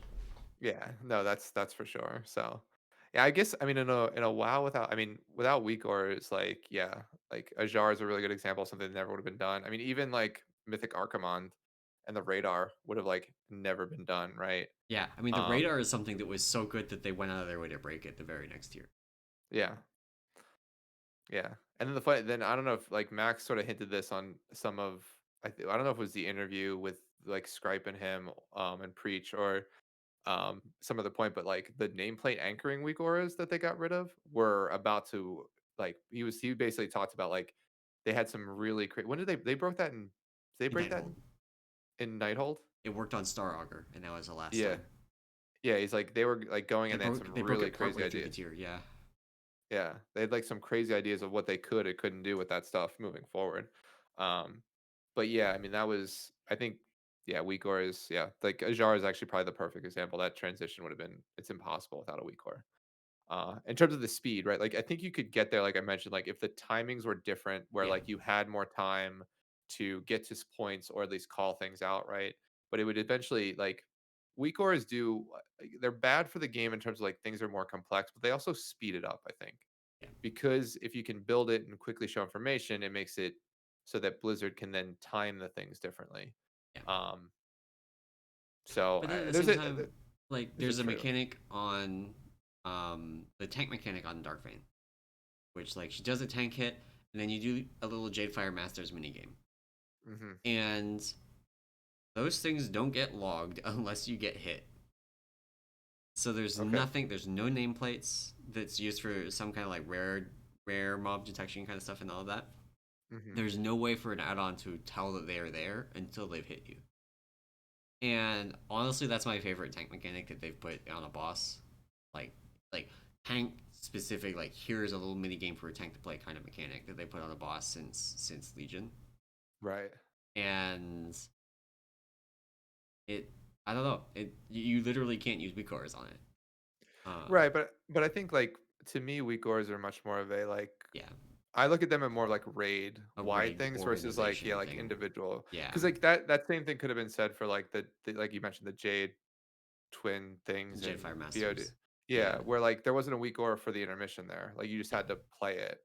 Um, so I mean like I think there are still like the raid wide mechanics are generally to me at least the more interesting ones. So requiring or not requiring but allowing weak auras to interact there I mean, personally, I think it's fine, but I would agree that like if they were going to do this, this was something they probably had to do years ago, which would be yeah. just strip everything because like pulling out weak auras now, and really it's not weak auras, right? Because like weak It's auras not are just weak auras. Like I have yeah, been saying weak auras, but it's not just weak auras. It's weak it's auras and DBM and bigwigs and all like Plater does a bunch of this stuff too, and Plater's uh, crazy. raid I'm down a frame rabbit hole. add-ons for healers can do some really fun stuff too. Like it's just the existence of add-ons. Like if weak Yeah, auras weren't a thing, it would be something else. yeah, So it's not yeah, like, but oh, weak auras in particular is bad. It's add-ons, like yeah, allowing Blizzard to put disgusting amounts of like raid complexity on fights, and even if it's not possible for players to actually do just by playing the game, we can still do yeah. it by building tools to play part of the game for us. Yeah. But then, yeah, then the for me at least the flip side of that is I get to make something like very customized for what I want. You know Yeah, what I mean? Which is like the like I meant like Plato was a good example where like now I have like certain mobs get like highlight their nameplate changes color and highlights. yeah. And like so that Yeah, I know like like this is something important I need to there are pay things like attention that to. that I do. Like I have Yeah. something set up where the nameplates for mobs that are being tanked by trees or Earth Ellie or Ox statue change colors, so I can Gotcha. tell.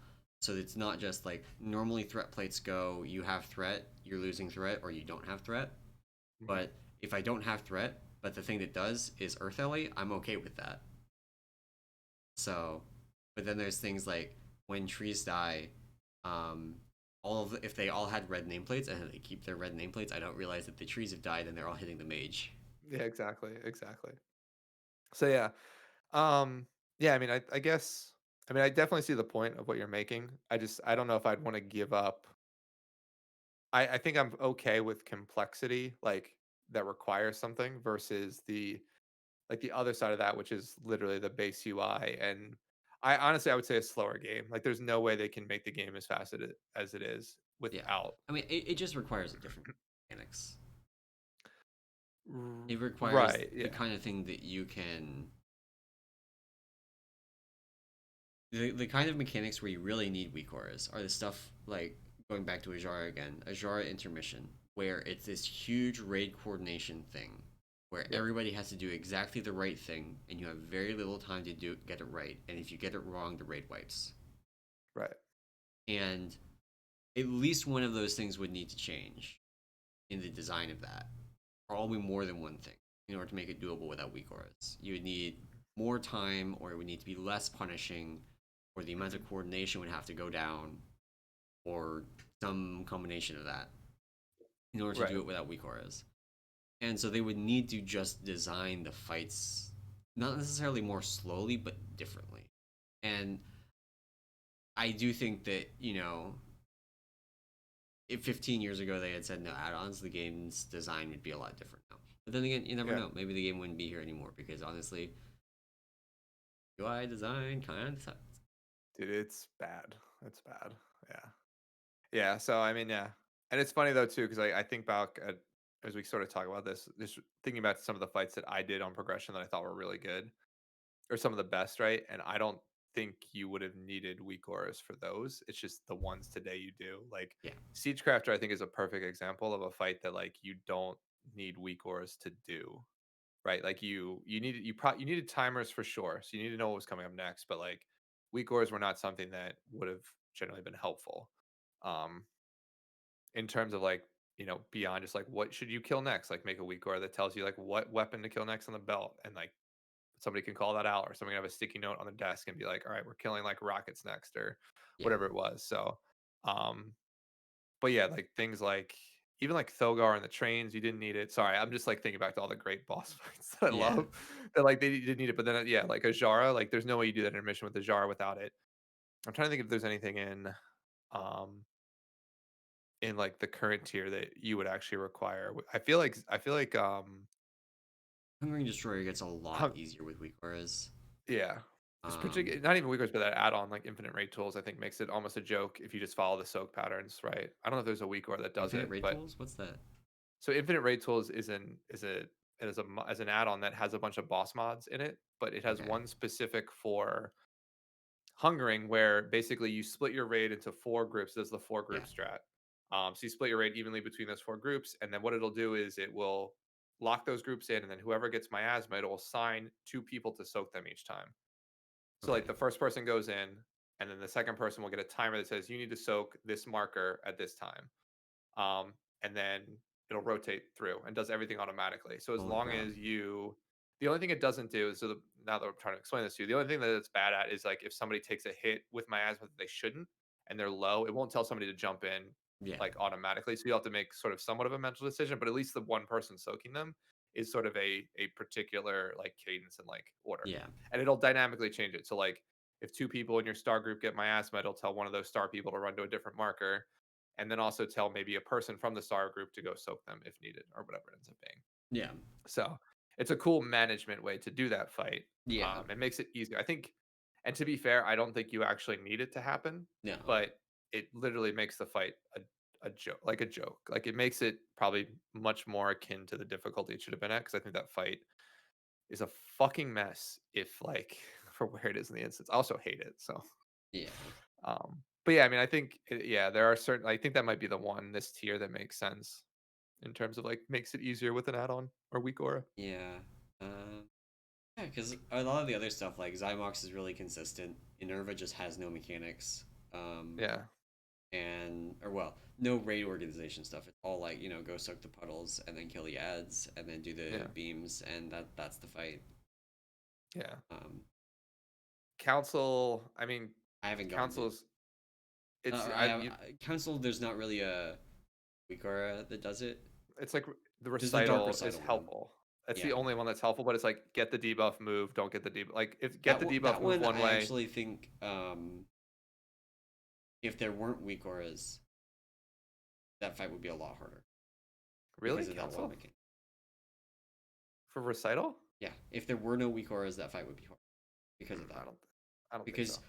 you don't have time to look and see if you have the debuff. With their debuff UI sucks. It is the Well, worst yeah, part of the yeah, UI. yeah, yeah. So you Like literally my would not have enough time. They would need to give it. a better telegraph or more leeway after it starts for people, Yeah. or people just even Yeah. if we didn't do the soak strat or the stack strat rather, Yeah. Yeah. um, like yeah, That's fair. That's fair. Um, but yeah, I mean, I don't know that weak ores add-ons. I love them, but I understand why some people are like, this kind of ruins parts of the game. So yeah. No, like I love Wikoras. I think it's great, but I also think the game would be better if 15 years ago they had said no. But ship has long since sailed, and we have done a yeah. very poor job at staying away from raid topics today. Look, only for the last what? How long have we been talking about this? Like 20 About minutes. 20 minutes, yeah.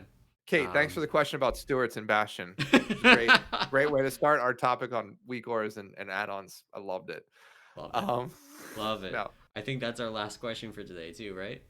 Yeah, no, we don't have any others, so I think we are golden. So, All right. Um, that is it for our show today. Those of you that uh, made it this far, thank you for listening. Thank you for showing up and listening to the show live. As always, we will be back next week, same time, same place. That is 8:30 p.m. on my Emolson's Twitch channel. Always linked in the Pika Serenity Discord and on the podcast page. You can pull up one of the podcast episodes. Um, but you know, as always, thank you all for listening. If you would like to support the show and the site, you can do that over at our Patreon at patreon.com/Peak of Serenity. And we really appreciate your support, whether it is financial through Patreon or showing up and hanging out while we do the show, or coming and hanging out in Discord and helping out. However you want to contribute to the community, that's fantastic. But that is all for our show today. So I will leave nice. you with good night. Goodbye.